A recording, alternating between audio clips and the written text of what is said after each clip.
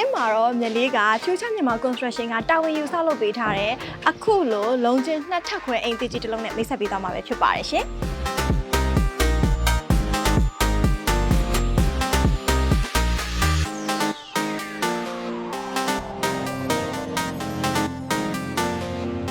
်ဒါကတော့မြေလေးတို့မြင်ရတဲ့အတိုင်းအရှိမျက်နှာစာပါအရှိမျက်နှာစာမှာဆိုလို့ရှိရင်တော့သူကချောကလက်ရောင်ရဲ့အဖြူရောင်လေးတွေကိုသူက smart ဖြစ်အောင်လုပ်ပေးထားတယ်ပြီးတော့အောက်မှာလည်းရွှေလောင်ငူလာလေးနဲ့ထပ်ပြီးတော့အလှဆင်ပေးထားသေးတယ်အဲ့တော့ဒါအရှိမျက်နှာစာပဲရှိသေးတယ်အထက်မှာလည်းဘလူးတွေအသေးစိတ်အလှဆင်ထားတယ်ဆိုတာမြေလေးလိုက်ပြပေးမယ်အဲ့တော့အထက်ကိုလိုက်ခဲ့ပါအောင်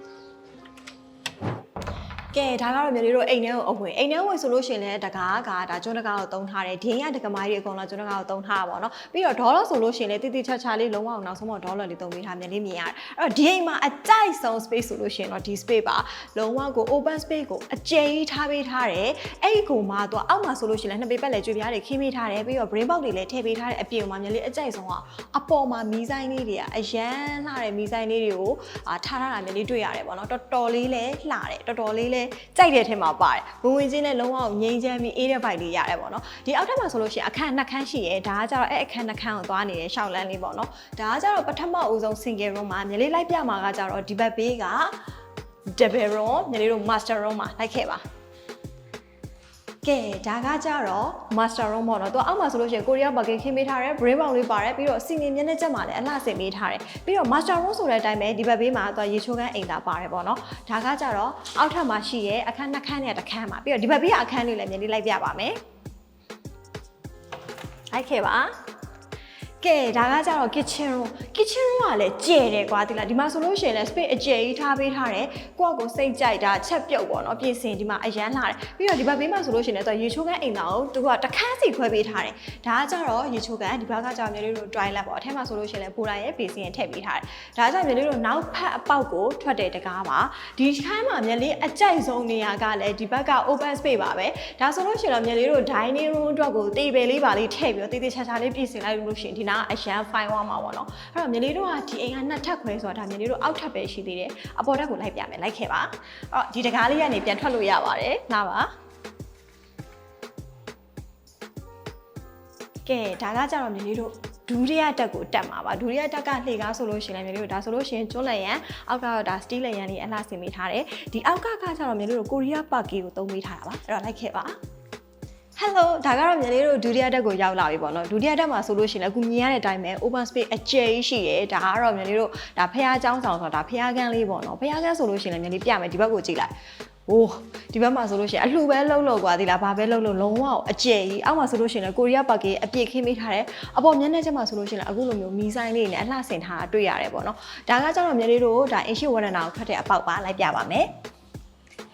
ကဲဒါကကြတော့မြေလေးတို့ဒုတိယတက်ကဝရဏပေါ့နော်ဝရဏဆိုလို့ရှိရင်လည်းသူကဒီအပြင်မျက်နှာစာရဲ့သူက view ကိုမြင်ရတယ်ပေါ့နော်ဒါဆိုလို့ရှိရင်လည်းသူကလက်ရန်ကို hollow တန်နဲ့လုပ်ပေးထားတာပေါ့နော်အောက်မှာဆိုလို့ရှိရင်လည်းကြွေပြားလေးတွေခင်းပေးထားတဲ့အပြင်မှာဒီမှာဆိုလို့ရှိရင် basin လေးတစ်ခုထည့်ပေးထားတဲ့အတွက်ကြောင့်မြေလေးတို့ကတစ်ခုပေါ့နော်ဖျားပန်းဦးတွေပါရဲ့တော်တော်လေးပါလဲတဲ့ခါကြလို့ရှိရင်ဒီနေရာလေးကတော်တော်လေးကိုအဆင်ပြေမှာအဲ့တော့ဒုတိယတက်မှာဆိုလို့ရှိရင်အခန်းစုစုပေါင်း2ခန်းပါတယ်မြေလေးလိုက်ပြပေးပါမယ်လိုက်ခဲ့ပါအောင်ကဲအဲ့တော့မြေလေးပြမယ်အခန်းနှစ်ခန်းကဒီဘက်ဘေးမှာပါသူကဒုတိယထပ်မှာပဲ master room နှစ်ခန်းအောင်ရှိတာအဲ့တော့လိုက်ခဲ့ပါအောင်ပြပါမယ်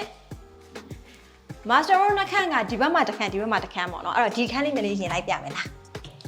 းကဲဒါကတော့ပထမဦးဆုံး master room မှာဒီခန်းဆိုလို့ရှိရင်လည်းကျဲတယ်အပေါ်မှာလည်းမျက်နှာချက်မှာစီနီအလှဆင်ပေးထားလိမ့်မယ်လို့မြင်ရတယ်အောက်မှာဆိုလို့ရှိရင်လည်းကိုရီးယားပါကီအပြည့်ခင်းပေးထားတယ်နေရာဆိုလို့ရှိရင်လည်းအဖြူရောင်လေးပေါ့နော်အဲ့တော့ master room ဆိုတဲ့အတိုင်းပဲသူကဒီထဲမှာရေချိုးကန်တဲ့ပေါ့နော်ရေချိုးကန်ရဲ့ dry လိုက်ရဲ့အထက်မှာမှသူကပိုတိုင်း basin shower သူကအပြည့်တစင်စားပါတယ်ပေါ့နော်ဒါကကြတော့မျိုးတို့ပထမဦးဆုံးကန်ဒီဘက်ဘေးမှာတစ်ခန်းရှိသေးတယ်အဲ့ခန်းလေးလိုက်ပြပါလိုက်ခဲ့ပါရှင့်ကဲဒါကကြတော့မျိုးလေးတို့ဒုတိယခန်းမှာဟိုဒီခန်းဆိုလို့ရှင်အကျယ်ကြီးပဲ master room ဆိုပေမဲ့တော်တော်ကျယ်တယ် space ကတော်တော်ကျယ်တယ်အောက်မှာဆိုလို့ရှင်လည်းကိုရီးယားပါကီအပြည့်ခင်းပေးထားတယ်အပေါ်မျက်နှာချက်ကိုကြည့်လိုက်လုံးဝကိုစီနေအပြည့်မီးဆိုင်နေလိုမျိုးမျက်နှာချက်မှာအလှဆင်တဲ့ပုံစံလေးတွေကိုပဲရှိုးလိုက်အရန်မိုက်တယ်သူဆိုလို့ရှင်လည်းအဲ့တိုင်းပဲဒီမှာရေချိုးခန်းအိမ်သာပါတယ်ရေချိုးခန်းအိမ်သာဆိုလို့ရှင်လည်းသူကကျိုးတကားတွေပဲသုံးပေးထားပါတော့အထက်မှာဆိုလို့ရှင်လည်းဘိုးတိုင်း basin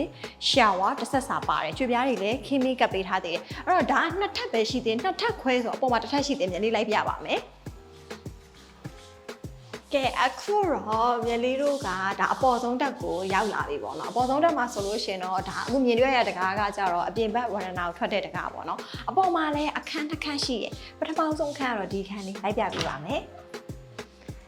ကဲဒါကကြတော့မြလေးတို့ single room ပေါ့နော် single room ကကြတော့အောက်မှာဆိုလို့ရှင်ကိုရီးယားဘက်ကခင်းထားတယ်ပြီးတော့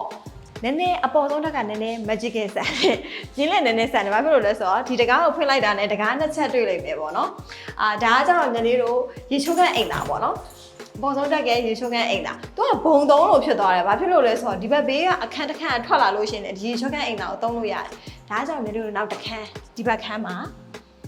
ဒီတကားနဲ့ဆက်ထားတာပေါ့နော်ဒါကြောင့်ညီလေးတို့ဒါရေချိုးခန်းအိမ်သာမပါလို့ဒါ single room လို့တက်လိုက်ရပါမယ်တကယ်တော့ master room นี่ပါတော်တော်လေးကျယ်တယ်ပြီးတော့အပေါ်ဆုံးတက်ဆိုတော့ lighting လည်းကောင်းတယ်ပြီးတော့ cinema အလှဆင်တာမျက်နှာချက်လေးတွေကလည်းတော်တော်လေးလှတဲ့အထက်မှာပါတယ်အဲ့တော့ဒီတကားကနေပြန်ထွက်မယ်ဆိုရင်ညီလေးတို့ခုနကရှောက်လမ်းကိုပြန်ရောက်သွားမှာပေါ့နော်တကားဒီဘက်ကလည်းဝင်လို့ရတယ်ဟိုဘက်ကလည်းဝင်လို့ရတယ်ဒီအပေါ်ဆုံးတက်ကအခန်းနှစ်ခန်းတကားနှစ်ချက်ပါတယ်ဒီဘက်ကဝင်ရတယ်ပေါ့နော်အဲ့တော့ဒီအရှိဆုံးကညီလေးတို့ဝရဏကိုထွက်ကြည့်ပါမယ်Hello ဒါကကြတော့မြေတို့အပေါ်ဆုံးတဲ့ရဲ့ဝရဏပါဒီဝရဏဆိုလို့ရှိရင်လည်း space ကတော်တော်လေးကျယ်တယ်ပြီးတော့ပတ်ပတ်လည်း view မြင်ရတယ်ဒီဘက်မှာဆိုလို့ရှိရင်မြေတို့ wall light လေးတွေရွှေလာငွေလာလေးနဲ့ဒီလို chocolate ရောင်လေးတွေအဖြူရောင်လေးတွေတီးတီးချာချာလေးတို့ design ဆင်ပေးထားတော်တော်လေး fine နေပေါ့နော်ပြီးတော့ဒီဘက်ဘေးမှာဆိုလို့ရှိရင်လည်းသူကဒီလိုမျိုးမီးလုံးလေးတွေပါထပ်ပြီးအလှဆင်ပေးထားတော့ကိုယ့်အိမ်ကညကြလို့ရှိရင်ဘယ်ကနေပဲကြည့်ကြည့်ပေါ့နော် lighting လေးတွေကလေးပြီးလှနေမှာအရန်လှမှာပြီးတော့ဒီဘက်ဘေးမှာဆိုလို့ရှိရင်လည်းသူကအပေါ်ရက်ကိုတက်လို့ရတဲ့ကြောင်လိမ်လှေကားလေးတစ်ခုရှိသေးတယ်အဲ့တော့လိုက်ပြပါမယ်လိုက်ခဲ့ပါကဲဒါကတော့ညီလေးတို့အပေါ်ဆုံးတက်ကိုရောက်လာပြီပေါ့နော်အပေါ်ဆုံးတက်မှာဆိုလို့ရှိရင်တော့အခုမြင်ရတဲ့အတိုင်းပဲကြွေပြားတဲ့အပြည့်ခင်းပေးထားတဲ့အပြည့်မှာဒီဘက်မှာဆိုလို့ရှိရင်တို့ဆိုလာတွေဆင်ထားတယ်ညီလေးတို့မြင်ရတယ်ဆိုလာဆင်ထားတဲ့ခါကျတော့အရိတ်ကလေးရတာပေါ့နော်လုံးဝမပူတော့ဘူးပြီးတော့လေကတော့အခုမြင်တဲ့အတိုင်းပဲလုံးဝတဖြူးဖြူးတိုက်နေတာပေါ့တော်တော်လေးမိုက်တယ်ပြီးတော့ဒီဘက်ဘေးမှာအကြိုက်ဆုံး view ဒါကတော့ဓာကြီးကိုအခုလိုမြင်တွေ့နေရတဲ့ view ပဲဖြစ်ပါတယ်ညဆိုလို့ရှိရင်တော့တော်တော်လှနေမှာမီးနေနဲ့ညီလေးတော့ဒီဘက် view ကိုတော့အကြိုက်ဆုံးပဲရန်လှဒီနေ့မြလေးမိတ်ဆက်ပေးခဲ့တဲ့ RC Network ခွဲတိုက်ကြီးကိုတော့ဒါ Future Myanmar Construction ကနေပြီးတော့တာဝန်ယူဆောက်လုပ်ပေးထားပဲဖြစ်ပါတယ် Future Myanmar Construction မှာဆိုလို့ရှိရင်တော့ Design, Archi, Structure အစရှိတဲ့ one stop service တွေကိုလည်းအနံလို့ရပါတယ်အဲ့တော့ကိုအိမ်မက်ထဲကအိမ်လေးကိုအကောင့်ထဲဖော်ခြင်းပြီဆိုလို့ရှိရင်တော့ Future Myanmar Construction နဲ့အခုပဲဆက်သွယ်လိုက်ပါအခုမြလေးအောက်မှာဖော်ပြထားတဲ့ဖုန်းနံပါတ်လေးကနေတစ်ဆင့်ဆက်သွယ်စုံစမ်းမေးမြန်းလို့လည်းရပါတယ်ရှင်အခုလိုကြည့်ရှုပေးတဲ့ပရိသတ်များအားလုံးကိုလည်းကျေးဇူးထူးပင်တင်ရှိပါတယ်နောက်ဗီဒီယိုတွေမှာပြန်တွေ့ကြမယ်နော်တတား